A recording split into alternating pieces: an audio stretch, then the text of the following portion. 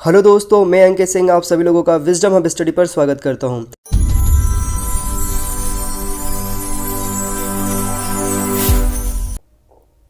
दोस्तों, इस वीडियो में हम डिस्कशन करेंगे जलवायु विज्ञान से संबंधित प्रश्नों के बारे में। इसमें रहेगा ताप से संबंधित प्रश्न रहेंगे, दाब से संबंधित प्रश्न रहेंगे और जलवायु प्रदेश से संबंधित प्रश्न रहेंगे। तो यहाँ पे प्रश्न है पहला, निम्नलिखित में से कौन सी गर्म पवन है? तो गर्म पवन यहाँ पर सिरवाको। तो सिरवाको एक गर्म व शुष्क पवन है। यह सहारा मरुस्थल के उत्तर दिशा में चलती है। फ्रांस व इटली में ब्लड वर्षा, जिसे लाल वर्षा कहा जाता है, करवाती है ये। प्राइजेम अर्जेंटीना, मिंस्ट्रल अल्पास पर्वतमाला तथा बुर्गा साइबेरिया प्रदेश में चलने वाली शीत एवं शुष्क पवन है ये। निम्नलिखित में से किस कारण से वायुमंडल में रुद्धोष्म ताप परिवर्तित होते हैं? तो वायु का प्रसार और संपीड़न के कारण यहाँ पर रुद्धोष्म ताप में परिवर्तन होता है।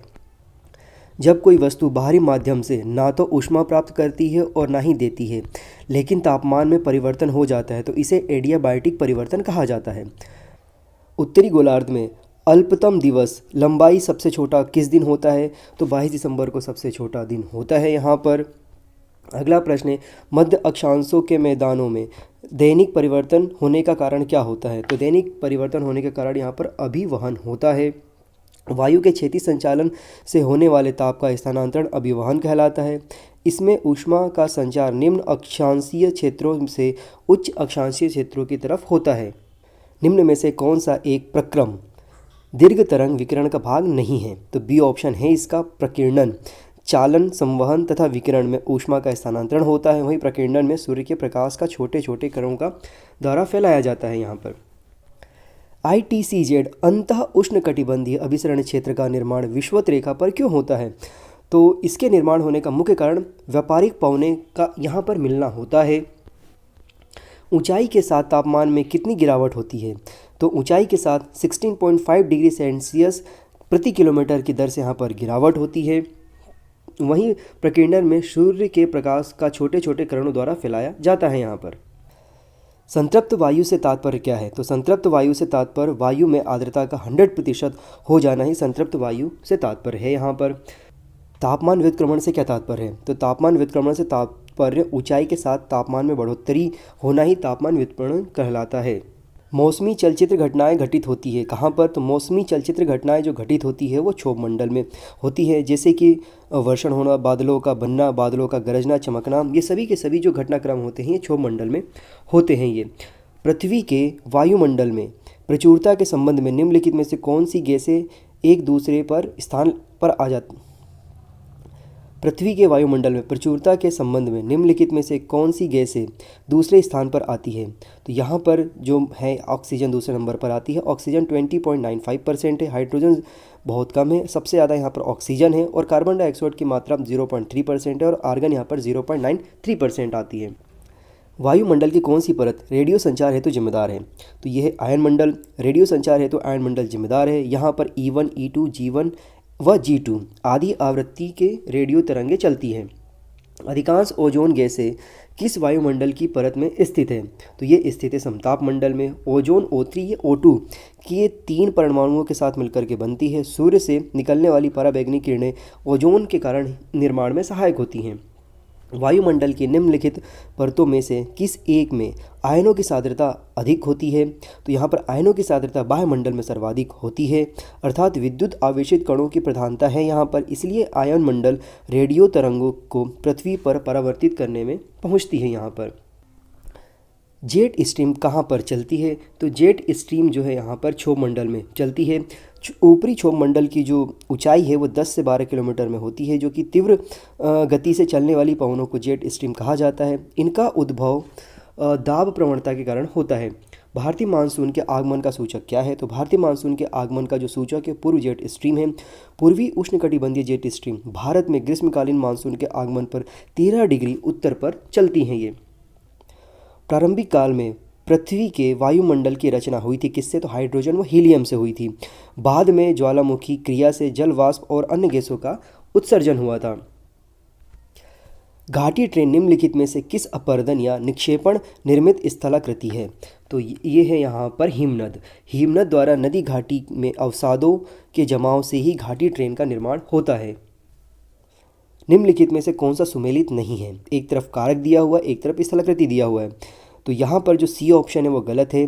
ड्रमलीन भूमिगत जल का उदाहरण नहीं है। पवन इंसैल वर्ग का है। वी घाटी नदी का है। शिप्रिका नदी का है। तो ड्रमलीन स्थलाकृत जो है वो हिमरत का नहीं है, मृतिका के निक्षेपण से निर्मित होती है ये। निम्नलिखित में से कौन सी एक स्थानीय पवन है जो कि साइबेरिया से बाहर की ओर प्रवाहित होती है? तो ये है यहाँ पर पुर्गा। रूस के टुंड्रा प्रदेश में साइबेरिया से बाहर की ओर प्रवाहित होने वाली ठंडी बर्फीली स्थानीय पवन है ये। शीत ऋतु के दौरान कश्मीर में होने वाले वृष्टिपात की अतिरिक्त मात्रा किसके द्वारा लाई जाती है? तो यह लाई जाती है पश्चिमी विक्षोभों के द्वारा। शीत ऋतु के दौरान कश्मीर एवं अन्य पश्चिमी क्षेत्रों में पश्चिमी विक्षोभों के द्वारा वृष्टिपात की अतिरिक्त मात्रा लाई जाती है। इसकी उत्पत्ति भूमध्य सागर के पास से होती है। अश्व अक्षांश से विषुवत प्रदेश की ओर प्रवाहित होने वाली हवा को क्या कहा जाता है?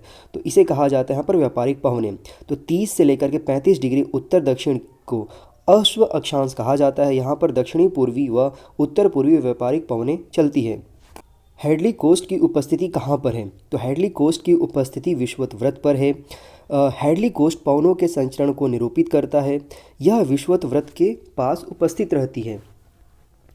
यहाँ पर हमें देखना है कि इनमें से कौन सा सुमेलित नहीं है। एक तरफ स्थलाकृति दिया हुआ है, एक तरफ पवन दिया है। तो पहला ऑप्शन है यारडांग पवन है क्या ये? मशरूम शिला ये भी पवन। प्लाया पवन। हुक पवन। तो डी ऑप्शन इसका गलत है। हुक स्थलाकृति समुद्र तरंगों द्वारा निर्मित होती है। उपयुक्त स्थलाकृति पवनों के अपर्दन निक्षेपण से निर्मित होती है। निम्नलिखित घटकों में से कौन सा एक भूमंडलीय पवन तंत्र से संबंधित नहीं है? तो इसका सी ऑप्शन है जो कि सूर्य का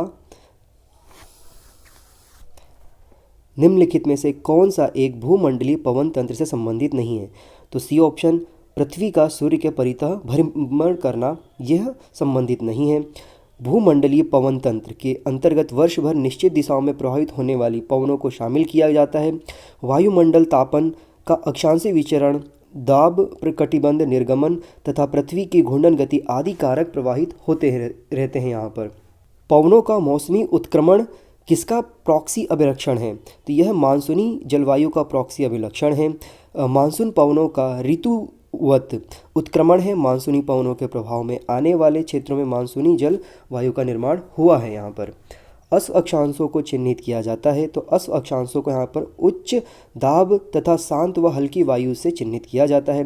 30 डिग्री से 35 डिग्री उत्तर दक्षिण के मध्य क्षेत्र को अश्व अक्षांश कहा जाता है। यह दाब का क्षेत्र है जहाँ वायुमंडलीय गतिविधियाँ लगभग शांत होती है।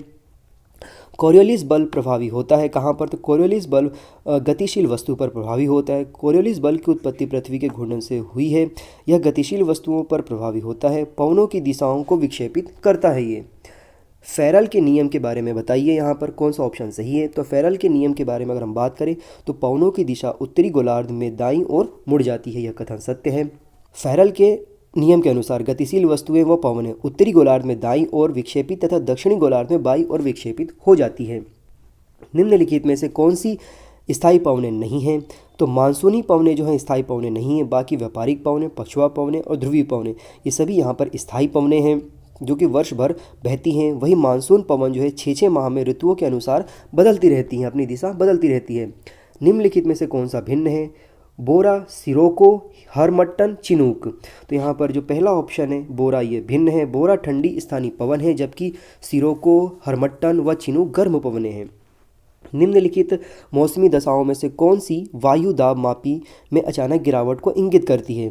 तो तूफानी मौसम जो है यह वायु दाब मापी में अचानक गिरावट को इंगित करती है। ये बैरोमीटर में अचानक गिरावट तूफान को इंगित करता है। वहीं धीरे धीरे बढ़ता प्रतिचक्रवात का सूचक है तथा गिरकर धीरे धीरे बढ़ना वर्षण का सूचक है। यहाँ पर शीतोष्ण कटिबंधीय चक्रवातों का निर्माण होता है, वह तागरों से होता है। ठंडी वायु राशि व गर्म वायु राशि से के मिलने से वाताग्रों का निर्माण होता है। वाताग्र शीतोष्ण कटिबंधीय चक्रवातों के पालने हैं। प्रभामंडल का निर्माण होता है। प्रभामंडल का निर्माण उच्च स्तरीय मेघों से होता है। में वर्षण कणों की प्रधानता होती है। जब इसमें सूर्य का प्रकाश पड़ता है तो यह क्षेत्र चमकीला हो जाता है और इसे ही प्रभामंडल कहा जाता है। तड़ित झंझा के लिए उपयुक्त बादल है। तड़ित झंझा के लिए उपयुक्त बादल यहाँ पर कपासी वर्षा मेघ है। कपासी वर्षा मेघ ऊर्ध्वाधर मेघ है। यह अत्यधिक वर्षण करवाते हैं। तड़ित झंझा, बिजली गिरना आदि घटनाएं घटित होती है। निम्न में से कौन सा सुमेलित नहीं है? तो चक्रवात एक तरफ दिया हुआ है, एक तरफ स्थान दिया हुआ है। तो चक्रवात भारत में, प्रभंजन USA, willy willy Australia, typhoon पश्चिमी एशिया। तो डी ऑप्शन इसका गलत है। बाकी 1, 2, 3 सही है। चक्रवात एवं निम्न वायुदाब का केंद्र होता है टाइफून पूर्वी एशिया में आते हैं, ना कि पश्चिमी एशिया में। समुद्री समीर कब चलती हैं? तो समुद्री समीर कब चलती हैं? तो समुद्री समीर जो होती है दिन में चलती है। दिन में समय स्थलखंड महासागरों की तुलना में कम गर्म होते हैं, इसलिए दिन में समुद्र से स्थल की ओर ये चलती हैं। समीर घाटी कब चलती है? तो समीर घाटी भी दिन में चलती है। दिन में पर्वतों का ऊपरी भाग घाटी से तुलनात्मक रूप से अधिक गर्म हो जाता है, इसलिए घाटी से पर्वतों के ऊपरी भाग की तरफ यह चलती है। काल बैसाखी का प्रभाव है। तो काल बैसाखी का प्रभाव जो है यहाँ पर असम व बंगाल में होता है। यह एक कुख्यात प्री मानसून चलने वाले बैसाख के महीने में पवन है।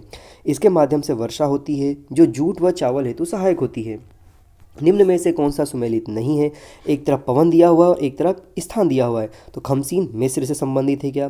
गिवली लीबिया से, सेंटेना कैलिफोर्निया से, जोंडा इराक से। तो डी ऑप्शन इसका गलत है। उपयुक्त सभी सही हैं और जो जोंडा है वो अर्जेंटीना में चलती है। निम्नलिखित में से कौन से मेघ चक्रवात के आगमन के सूचक है? तो पक्षाभी मेघ जो है चक्रवात के आगमन के सूचक है। यहाँ पर चक्रवातों के आगमन से पहले आसमान में पक्षी के पैर के समान वाले बादल दिखाई देने लग जाते हैं। वायु राशियाँ बनती हैं। तो वायु राशियाँ यहाँ पर समान ताप वाली वायुओं के गठन से बनती हैं, समान दाब वाली वायुओं के गठन से, समान आर्द्रता वाली वायुओं के गठन से। तो यहाँ पर तीनों ऑप्शन जो है वो सत्य है। शीतोष्ण कटिबंधीय चक्रवातों का विस्तार होता है। तो शीतोष्ण कटिबंधीय चक्रवातों का विस्तार 30 डिग्री से 60 डिग्री के मध्य उत्तर दक्षिण में होता है। ओस बनने के लिए आवश्यक दशाएं नहीं हैं। ठंडी व लंबी रातें, वायु में नमी, प्रति चक्रवातीय दशाएं व मेघाच्छिद आसमान। तो यहाँ पर डी ऑप्शन जो है वो नहीं है। बाकी तीनों ऑप्शन यहाँ पर सही है। मेघाच्छादित आसमान होने से तापमान धरातल पर बढ़ जाता है, जिससे ओस का निर्माण नहीं होता है। अतः ओस के बनने हेतु ठंडी व लंबी रातें व वायु में नमी तथा प्रतिचक्रवातीय दशाएं होना अनिवार्य है। निम्नलिखित में से किसे पोलर फ्रंट थ्योरी से अनिवार्य रूप से संबंधित कहा जाता है? प्रतिचक्रवात, उष्णकटिबंधीय, शीतोष्णकटिबंधीय, अंतः उष्णकटिबंधीय अभिसरण। तो इसका ऑप्शन है शीतोष्णकटिबंधीय। निम्नलिखित में से किस प्रकार के मेघ से सतत वर्षण के गुण होते हैं? तो यहाँ पर जो सी है वर्षा स्तरीय मेघ में यहाँ पर लगातार वर्षा करने के गुण होते हैं। दक्षिणी गोलार्ध में पछुआ पवनें तीव्र गति से चलती है, ऐसा क्यों होता है? तो इसका कारण अवरोधों की कमी होता है। दक्षिणी गोलार्ध में महाद्वीपों के विस्तार कम है, इस कारण यहाँ अवरोधों की कमी है, इसलिए पछुआ पवनें तीव्र गति से चलती हैं। वृष्टि छाया प्रभाव किससे संबंधित है? तो वृष्टि छाया प्रवाह जो है पर्वतीय वर्षा से संबंधित है। पर्वतीय वर्षा में पर्वत के सम्मुख भाग पर अधिक वर्षा होती है, वहाँ पर्वत के पीछे भाग पर कम वर्षा होती है, इसलिए पर्वत के पीछे भाग को वृष्टि छाया प्रवाह कहा जाता है। वर्षण का संघटन संलयन प्रक्रम किस पर अनुप्रयुक्त होता है? तो उन मेघों पर जो हिमीकरण स्तर से परे फैले नहीं होते हैं। वर्षण का संघटन संलयन प्रक्रम हिमीकरण स्तर से परे नहीं फैलने वाले मेघों पर प्रयुक्त होता है। संवहनीय वर्षा का मुख्य कारण क्या है? तो संवहनीय वर्षा का मुख्य कारण जो होता है विषुवतीय क्षेत्र पर होता है। यहाँ पर संवहनीय वर्षा विषुवतीय क्षेत्र में होती है। यहाँ पर वायु धाराएं चलती रहती हैं। प्रति चक्रवात में वायु दाब कहाँ अधिक होता है? तो केंद्र में सबसे अधिक वायु दाब होता है। यहाँ पर प्रति चक्रवात में केंद्र में उच्च वायु दाब का केंद्र बनता है। हरिकेन तूफान या चक्रवात चलते हैं कहाँ पर? तो ये चलते हैं यहाँ पर मिसिसिपी घाटी में। यह एक उष्ण कटिबंधीय चक्रवात है। यह मिसिसिपी घाटी में जो कि कैरेबियन सागर के पास है, यहाँ पर ये चलते हैं। चक्रवात का शांत क्षेत्र क्या कहलाता है? चक्रवात का शांत क्षेत्र जो होता है चक्षु कहलाता है। चक्षु चक्रवात की आँख होती है। यहाँ पर अति निम्न वायुदाब का केंद्र होता है। विषुवतीय प्रदेश में सामान्यतः कौन कौन से मेघ दृष्टिगत होते हैं? तो यहाँ पर होते हैं कपासी वर्षा। तो विषुवतीय प्रदेश में कपासी वर्षा मेघों की प्रधानता होती है, क्योंकि यहाँ संवहनीय वायु धाराएं चलती हैं। वायुमंडल मुख्यतः गर्म होता है, किसके कारण? तो पृथ्वी के विकिरण द्वारा गर्म होता है। पृथ्वी से दीर्घ तरंग विकिरण निकलते हैं, इन्हीं से वायुमंडल गर्म होता है। संप्राय मैदान का निर्माण किस क्रिया द्वारा होता है? तो यह नदी के द्वारा होता है। नदियाँ अपनी तृतीय अवस्था में अवसादों के जमाव से मैदानों का निर्माण करती है, इस वजह से इसका निर्माण होता है। निम्न में से कौन सा सुमेलित सही नहीं है? एक तरफ स्थलाकृति दी गई है, दूसरी तरफ कारक दिया गया है।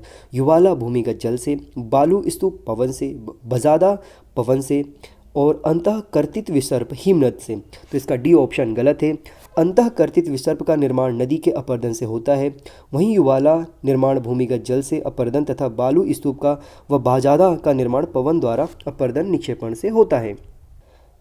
पृथ्वी के वायुमंडल का सर्वाधिक घनत्व कहाँ पर होता है? तो यह क्षोभमंडल में होता है।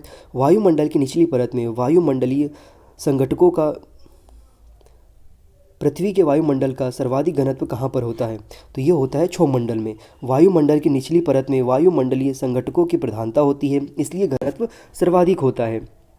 एनीमोमीटर से निम्नलिखित में से किसका मापन किया जाता है? तो पवन वेग का मापन किया जाता है एनीमोमीटर से। प्रत्येक सौर कलंक में एक काला केंद्र होता है, उसे क्या कहा जाता है? तो उसे यहाँ पर एम्ब्रा कहा जाता है। प्रत्येक सौर कलंक में एक काला केंद्र होता है। सौर कलंक से पराबैंगनी किरणों का उत्सर्जन होता है। यहाँ पर सूर्य के बाहरी भाग में उत्सर्जित होने वाली ऊर्जा को क्या कहा जाता है? तो उसे कहा जाता है यहाँ पर फोटोन। भूमध्य सागरी उपयुक्त है किसके लिए? तो यह उपयुक्त है यहाँ पर खट्टे फलों के उत्पादन के लिए। भूमध्य सागरीय जलवायु खट्टे फलों व रसीले फलों जैसे नींबू, संतरा, अंगूर आदि के उत्पादन के लिए बहुत ही उपयुक्त है ये। टी मापक पर निम्न में से किसका मापन किया जाता है? तो यहाँ पर मापन किया जाता है चक्रवातों की शक्ति का मापन किया जाता है। निम्नलिखित में से किस क्षेत्र में जाड़े की ऋतु में वर्षा होती है? तो यहाँ पर भूमध्य सागरीय क्षेत्र में जाड़े के समय में वहाँ पर वर्षा होती है। पश्चिमी विक्षेपों के प्रभाव व उद्गम से इन क्षेत्रों में शीत ऋतु में वर्षा होती है। लटकती हुई घाटियाँ कहाँ पर पाई जाती है? तो लटकती हुई घाटियाँ हिमानी क्षेत्र में पाई जाती है। हिमानी क्षेत्रों में हिमनद के अपरदन से इस प्रकार की घाटियों का निर्माण होता है।